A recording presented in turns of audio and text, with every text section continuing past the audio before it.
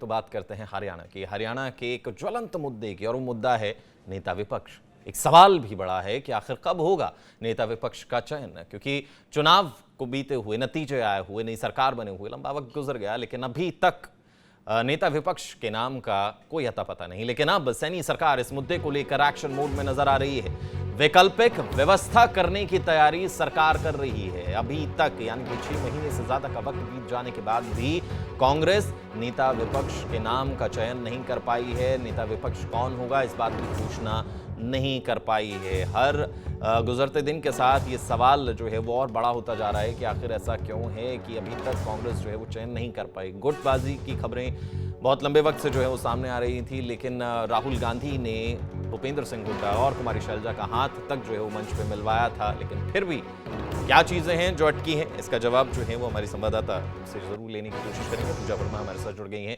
पूजा, अब action mode में सैनी सरकार जो है वो नजर आ रही है। क्या विकल्प हो सकते हैं, कि क्या व्यवस्थाएं की जा सकती हैं, और एक नेता विपक्ष ना होने से क्या क्या परेशानियां आती हैं, वो डिटेल में जानना चाहेंगे।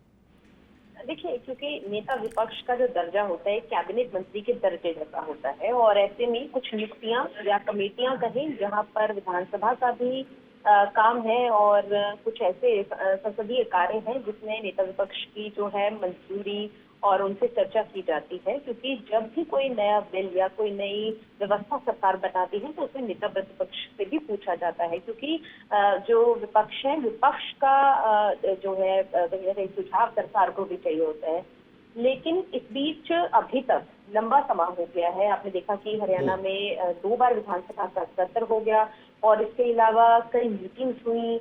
जो प्रभारी लगाए गए नहीं, उन्होंने भी मीटिंग्स दी, लेकिन अभी तक जो है वो नेता प्रतिपक्ष का चुनाव नहीं हो पाया है, जिसकी वजह से कई नियुक्तियां हैं सूचना विभाग की या और जनसंपर्क विभाग की, जो कि अभी तक नहीं भरी गई है, जिस वजह से काफी परेशानी आ रही है। और इसको लेकर बीते दिन जो कैबिनेट मिनिस्टर है महिपाल ढांडा, उनसे जब पूछा गया तो उन्होंने कहा के ना होने से जो परेशानियां हो रही हैं, इस पर खुद मुख्यमंत्री नारायण सैनी संज्ञान ले रहे हैं। संविधान अनुसार ये काम किया जाएगा, यानी कि अगर जो विकल्प की बात हो रही है पूजा, वो क्या हो सकता है? मतलब सरकार के पास क्या ऑप्शन है कि अगर अपोजिशन ने जो है वो नेता विपक्ष का चयन नहीं किया तो क्या कुछ विकल्प है उनके पास?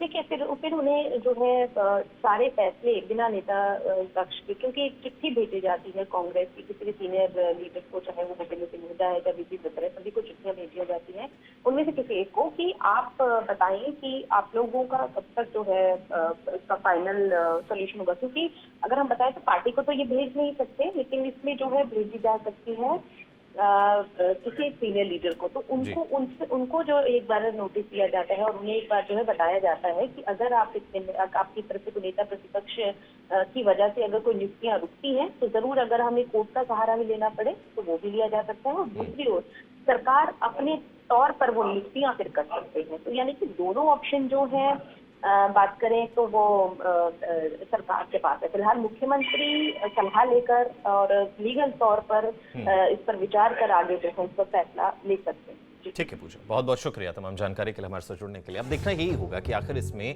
क्या कुछ निकलकर सामने आता है। क्या वो विकल्प हैं जो सरकार चुनती है, फाइनलाइज करती है, नीतियाँ जो रुकी हैं उनको जो है वो किस तरीके से सॉर्ट किया जाएगा, प्रॉब्लम्स को सॉर्ट आउट किया जाएगा, वो तमाम चीज़ें जो है वो देखनी होंगी। लेकिन सबसे बड़ा सवाल तो यही खड़ा है कि आखिर ऐसी कौन सी चीज़ें हैं जो अभी तक, जिसकी वजह से कांग्रेस जो है वो नेता विपक्ष का ऐलान नहीं कर पा रही है।